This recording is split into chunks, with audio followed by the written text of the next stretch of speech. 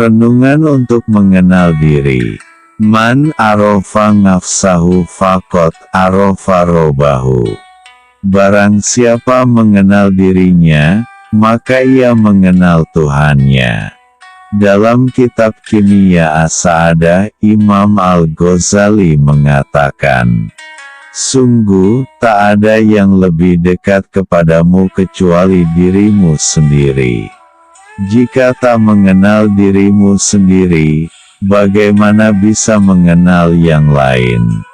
Pengetahuanmu tentang diri sendiri, dari sisi lahir, seperti bentuk muka, badan, anggota tubuh, dan lainnya, sama sekali tak mengantarmu mengenal rohmu. Begitu juga pengetahuanmu tentang karakter fisik, seperti pengetahuanmu. Jika kau lapar, kau makan, jika sedih kau menangis, dan jika kau marah kau menyerang. Itu bukanlah kunci mengenal rohmu. Sebab, bagaimana bisa kau mencapai kemajuan dalam perjalanan batin, jika kau mengandalkan insting hewani seperti itu?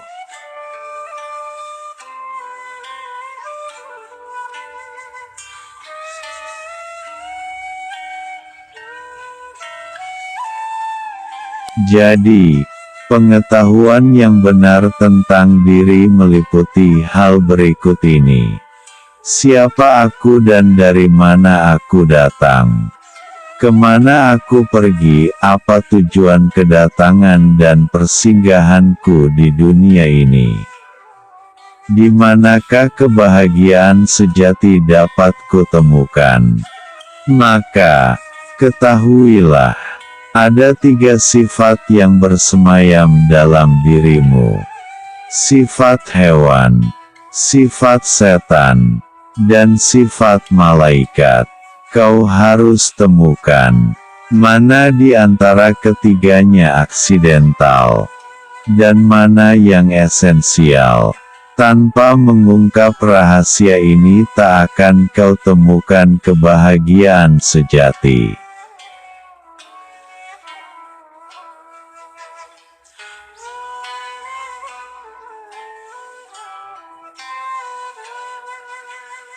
Langkah pertama untuk mengenal diri adalah menyadari bahwa dirimu terdiri atas bentuk luar, yang disebut jasad, dan wujud dalam, yang disebut kalbu, atau ruh.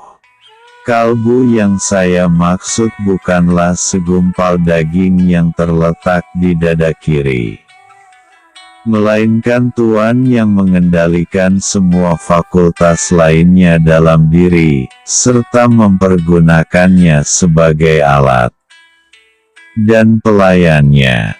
Pada hakikat, ia bukan sesuatu yang indrawi, melainkan sesuatu yang gaib. Ia muncul ke dunia ini sebagai pelancong dari negeri asing untuk berdagang, dan kelak akan kembali ke negeri asalnya. Pengetahuan tentang wujud dan sifat-sifatnya inilah yang menjadi kunci mengenal Allah. Sebagai pemahaman mengenai hakikat kalbu atau ruh dapat diperoleh seseorang dengan menutup matanya, dan melupakan segala sesuatu di sekitarnya selain dirinya sendiri. Dengan begitu ia akan mengetahui keterbatasan sifat dirinya itu.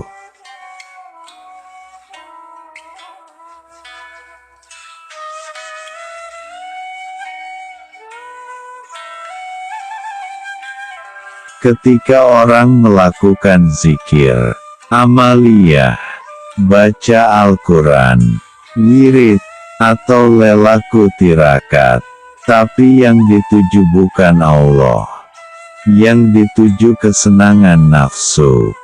Kesenangan nafsu itu apa? Ya banyak. Apa saja kesenanganmu selain Allah? Selain Allah itu apa? ya dunia ini seisinya, termasuk keinginan-keinginanmu yang kamu anggap suci.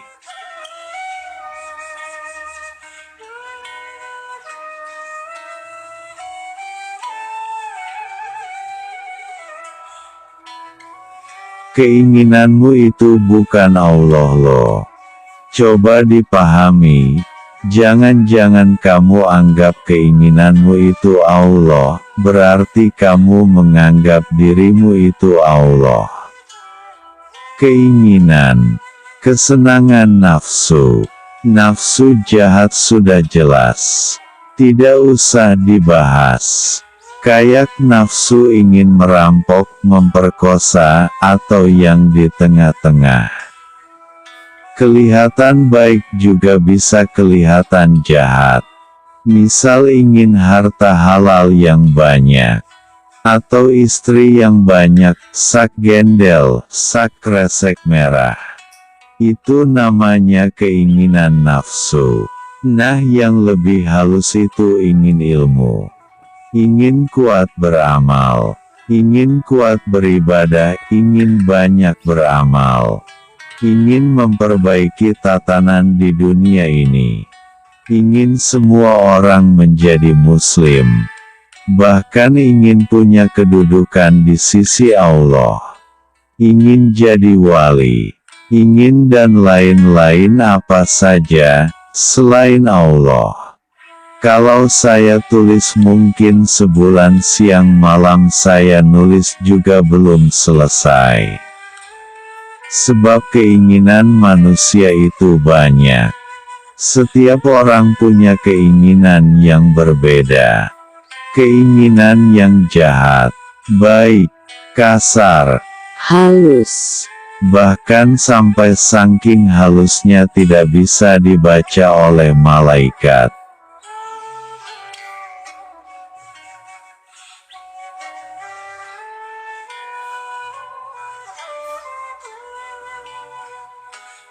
Nah, kalau menjalankan lelaku, amalia zikir, baca Al-Quran dan lain-lain, itu ditunggangi suatu keinginan yang tidak tertuju kepada ridho Allah.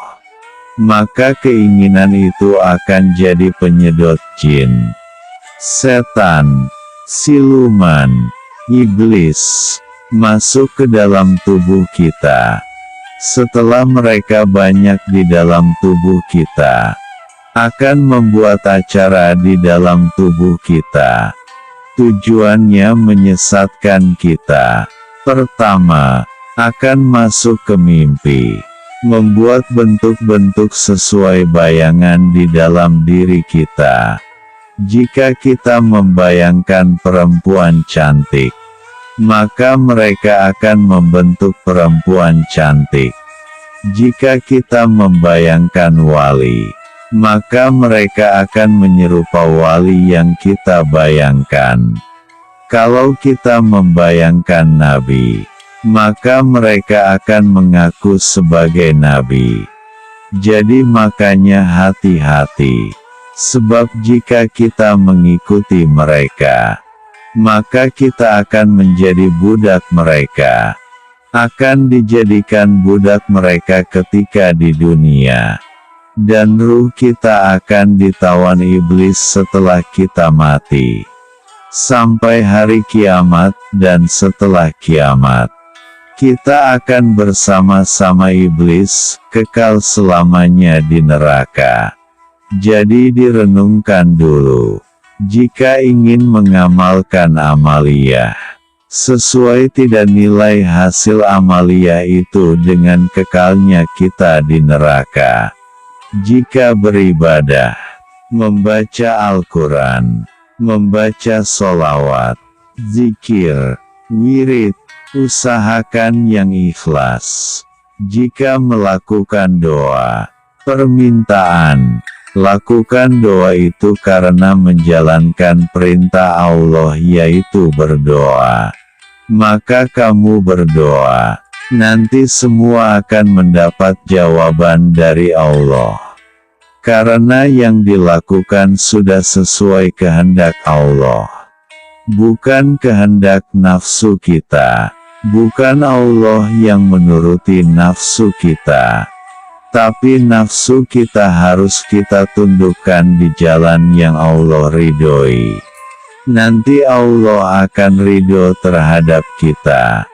Jika Allah ridho pada kita, kita tak minta apa-apa, juga akan diberi oleh Allah. Apa saja yang kita butuhkan, tak perlu susah-susah memperjuangkannya. Sebab semua sudah diatur oleh Allah. Allah mengatur semua makhluk ciptaannya saja bisa, apalagi cuma kamu saja.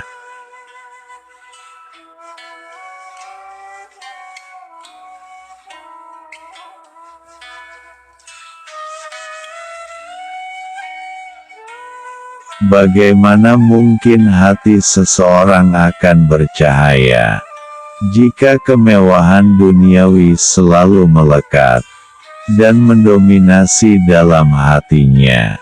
Bagaimana mungkin hati seseorang akan bisa terhubung dengan Allah jika hatinya masih terbelenggu dengan nafsu syahwatnya?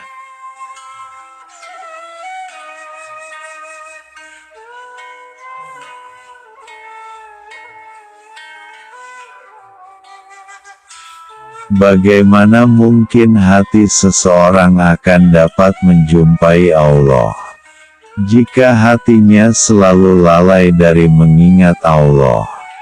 Bagaimana mungkin hati seseorang bisa menyingkap dan mengerti rahasia yang halus dan tersembunyi, kasaf atau marifat kepada Allah, jika ia belum taubat dari bergelimang dosanya?